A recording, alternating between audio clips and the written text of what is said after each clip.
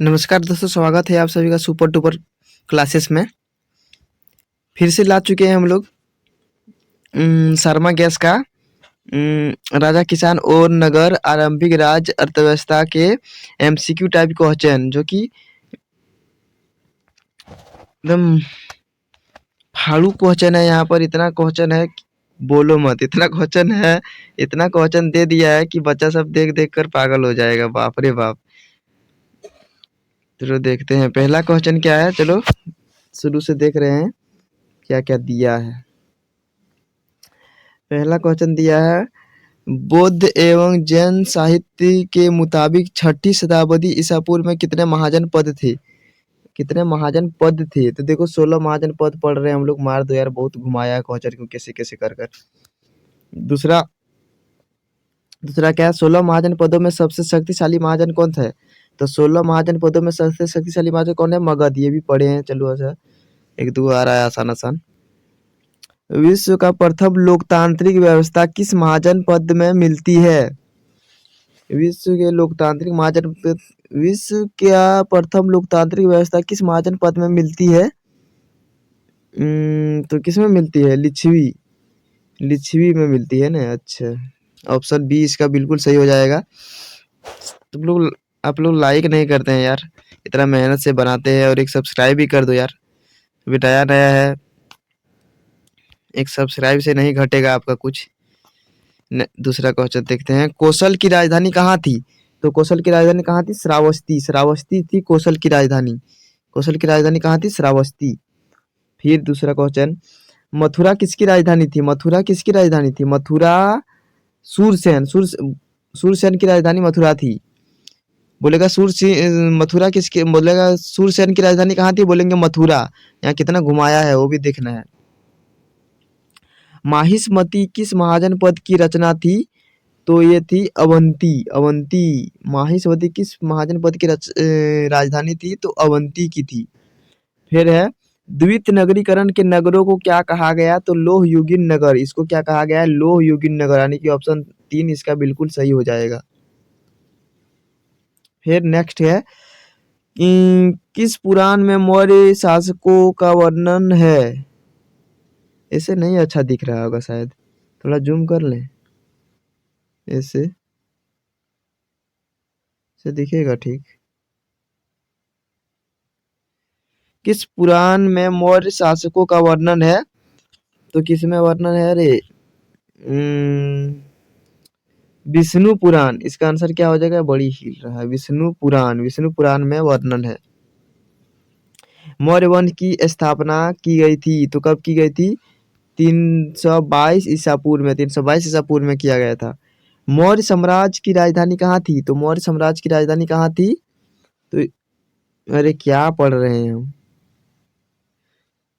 मौर्य साम्राज्य की स्थापना किसने की थी? बोल रहा मौर्य साम्राज्य की स्थापना किसने की थी?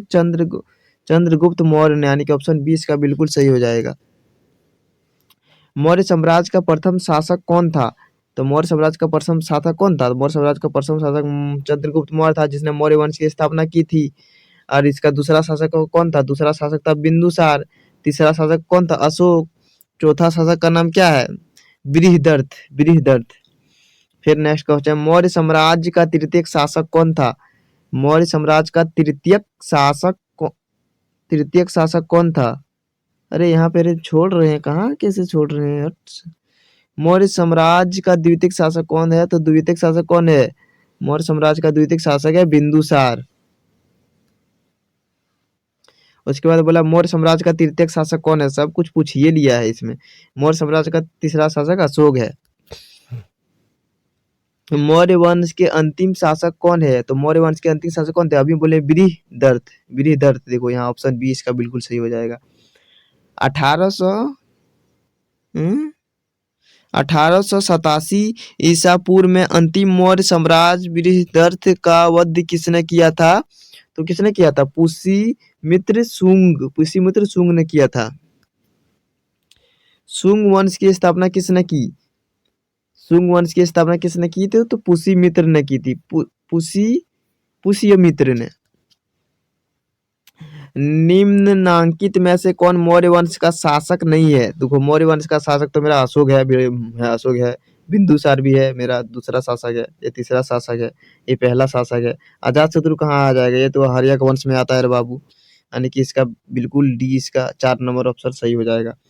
फूट डालकर विजय प्राप्त करने का कार्य सर्वप्रथम किस राजा ने किया? देखो फूट डालकर विजय प्राप्त करने का कार्य किसने किया? अजातशत्रु ने। अजातशत्रु क्या करता था कि दोनों को मतलब जो भी राजा है ना आपस में लड़ा देता था, मारपीट करा देता था और अपने सब कुछ लूट लेता था। इसी को बोलते हैं फूट डालकर। न देखते हैं गांव में एक लड़ रहा है इधर, तो इसको इधर पिनका दिया, दोनों को आपस में लड़ा दिया और बस ये मजा ले रहा है। वही किया था अजातशत्रु ने। नेक्स्ट क्वेश्चन क्या है? मगध महाजनपद की प्रारंभिक राजधानी कहाँ थी? तो प्रारंभिक राजधानी थी मेरा राजगिरी। राजगिरी, जो कि राजगिरी भी बोलते हैं इसको, लेकिन राजगिरी पहला इसका नाम है। मगध या फिर मौर्य साम्राज्य की राजधानी कहाँ थी? तो मौर्य साम्राज्य की राजधानी कहाँ थी? पाटलिपुत्र थी। पाटलिपुत्र। पाटलिपुत्र की पाटलिपुत्र शहर की स्थापना किसने की थी? तो पाटलिपुत्र शहर की स्थापना उदयन ने की थी, जिसको उदयभद्र के नाम से भी जाना जाता है। और किस किस नदी पर की थी? तो गंगा, सोन और पुनपुन नदी पर की थी। यानी कि और सभी नदी सब आ जाएगा उसे। चंद्रगुप्त मौर्य ने सेल्यूकस को कब पराजित किया था? तो ये तो 305 बीसी में, 305 बीसी यानी कि 305 ईसा पूर्व में इसको पराजित किया था। चंद्रगुप्त की मृत्यु कब हुई थी? चंद्रगुप्त की मृत्यु कब हुई थी? तो 300 ईसा पूर्व में इसका मृत्यु हो गया था। यानी कि ऑप्शन ए इसका बिल्कुल सही हो जाएगा। मौर्य में गुप्तचरों को क्या कहा जाता था? देखो मौर्य में गुप्तचरों को क्या कहा जाता था? गुड़ पुरुष। गुड़ पुरुष कहा जाता था, गुड़ पुरुष।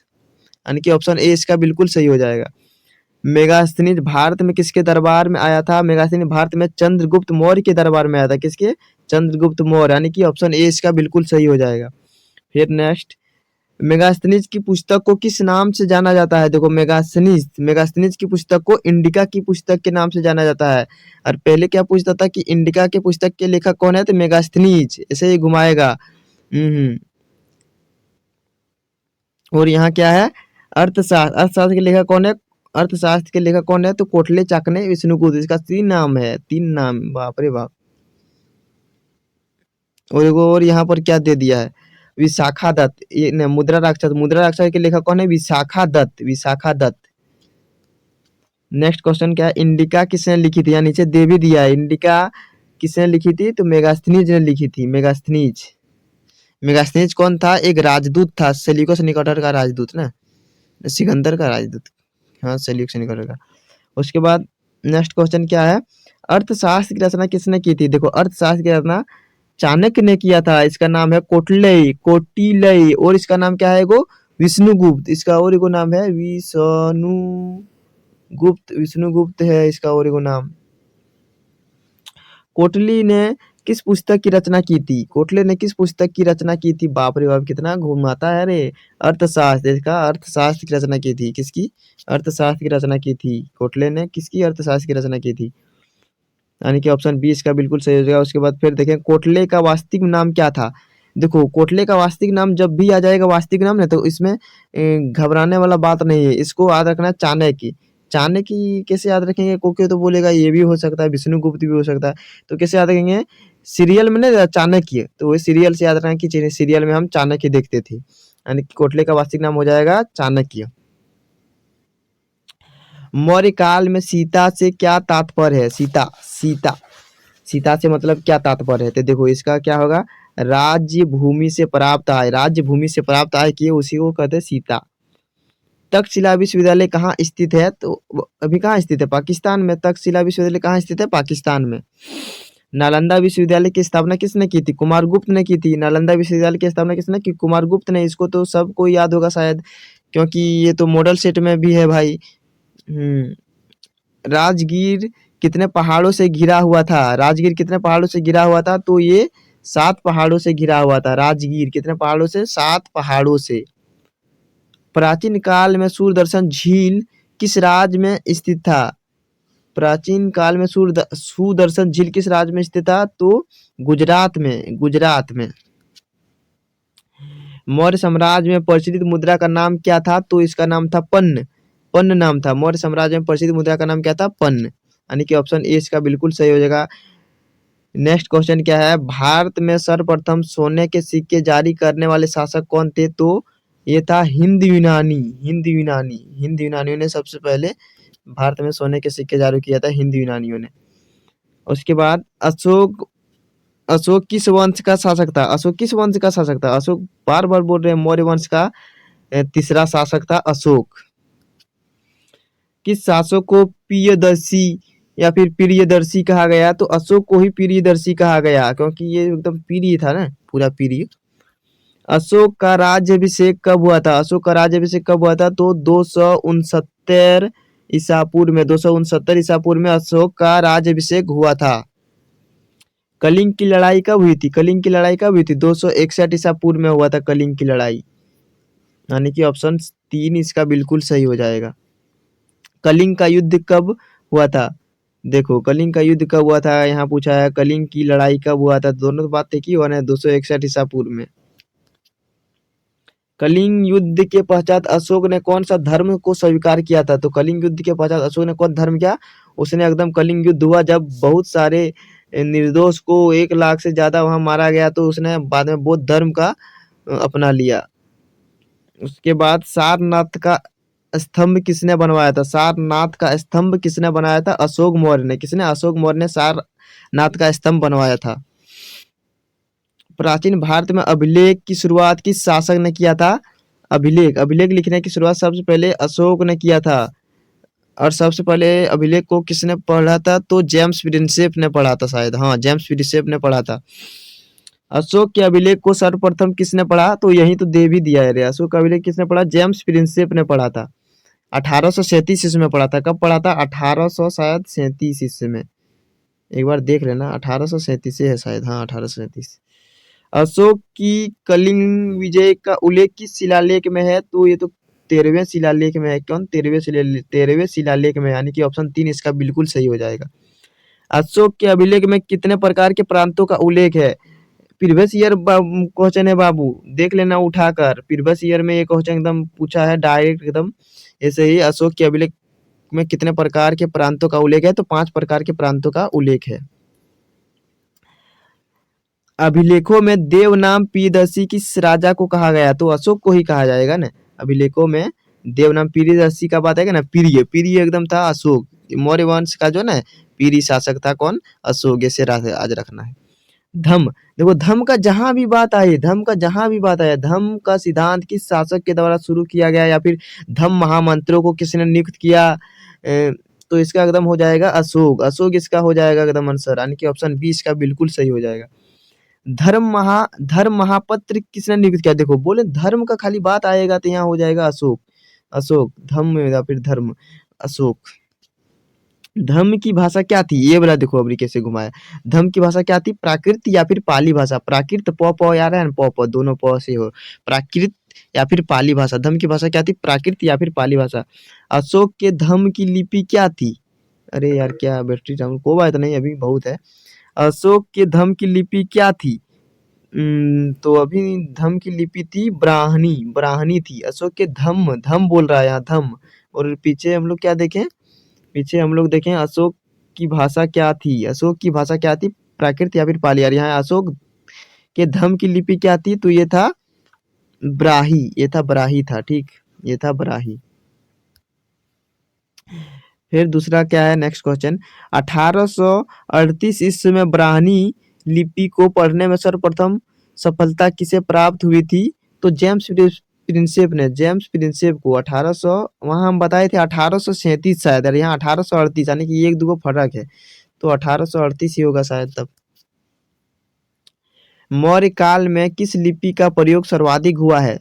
मौर्य काल में सर्वाधिक ब्राह्मणी लिपि का प्रयोग हुआ है। ब्राह्मणी लिपि का सर्वाधिक प्रयोग हुआ है। चीनी यात्री फाहियान किस काल में भारत आया?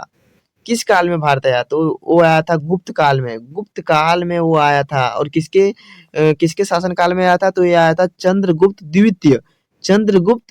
और चंद्रगुप्त द्वितीय का दूसरा नाम क्या है?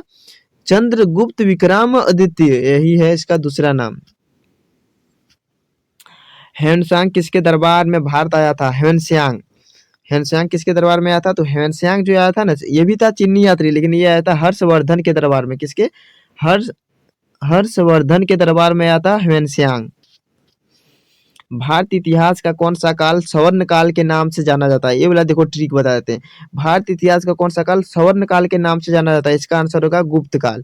अब देखो, स्वर्ण, स्वर्ण से याद रखेंगे सोना। सोना अधिकतर कहाँ मिलेगा? गुफा में मिलेगा, यानी कि गुफा कहाँ रहेगा? गुफा, गौ से गुप्त, गुप्त है ना, गौ से गुफा, गुप्त काल में, काल कोठरी में मिलेगा, यानी कि ऐसे याद कर सकेंगे। सोना, सोना कहाँ मिलेगा? गुफा में मिलेगा, यानी कि गुप्त काल में। इसका आंसर कैसे होगा? तो भारत इतिहास का कौन सा काल स्वर्ण काल के नाम से जाना जाता है? तो गुप्त काल हो जाएगा। ऑप्शन 2 इसका बिल्कुल सही।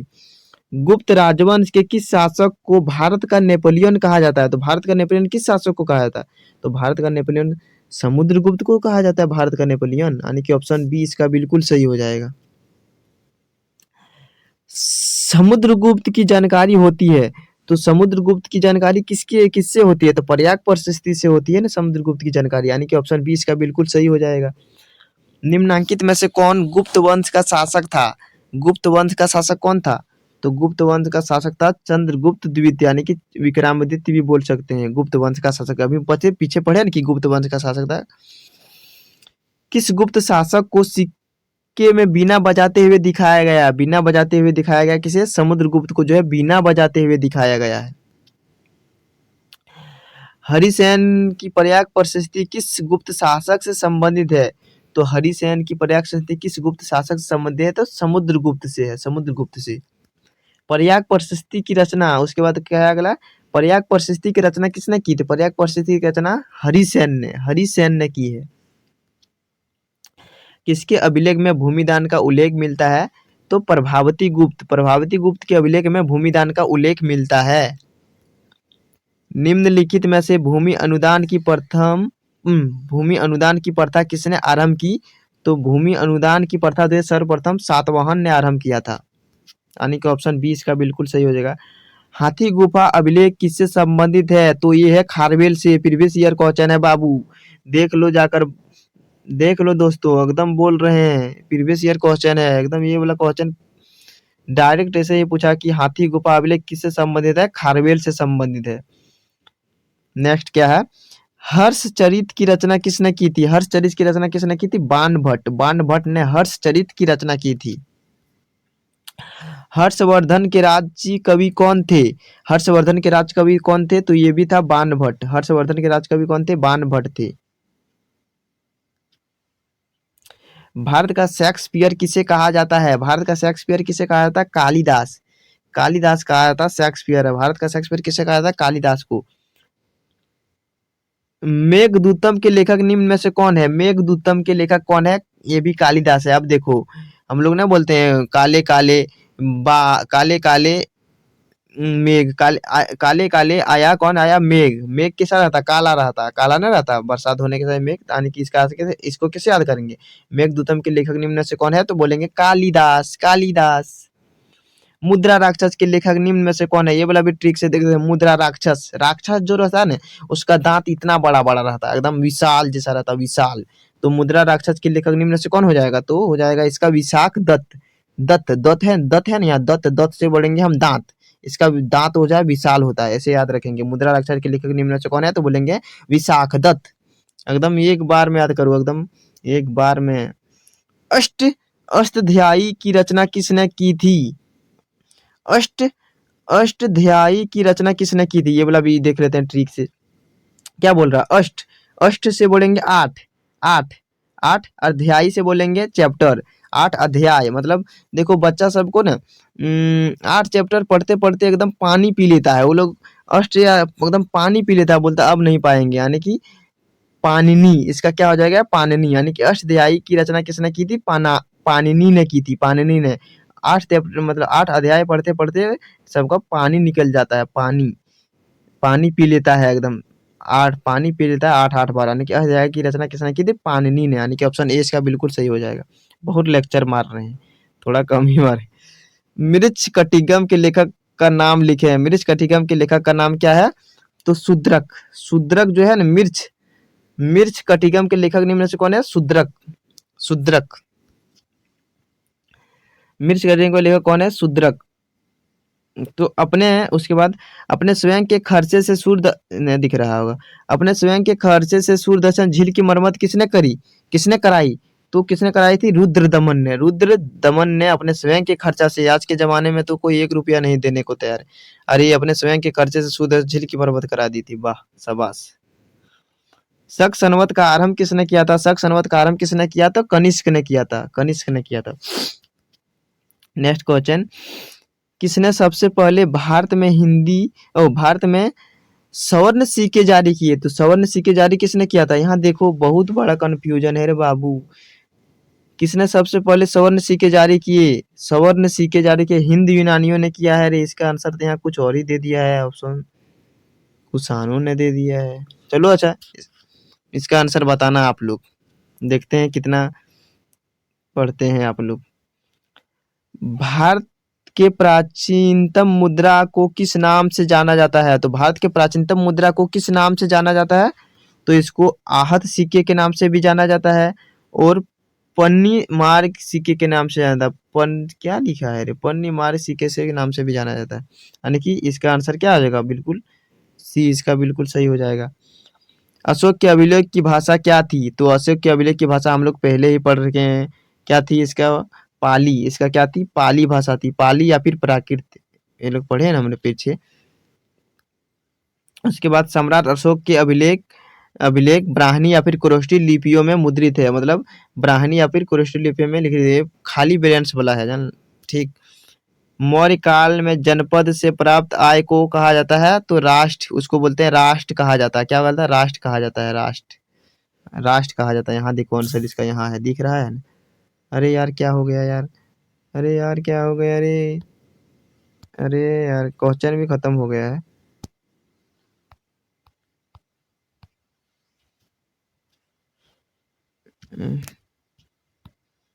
यहाँ है, क्वेश्चन खत्म हो गया है। ठीक है दोस्तों, एक लाइक कर देना और सब्सक्राइब भी कर देना, और ऐसे ही एमसीक्यू टाइप या फिर कोई भी क्वेश्चन हो पाने के लिए हमारे चैनल को जरूर सब्सक्राइब करें। फिर मिलते हैं अगले वीडियो में। जय हिंद, जय भारत।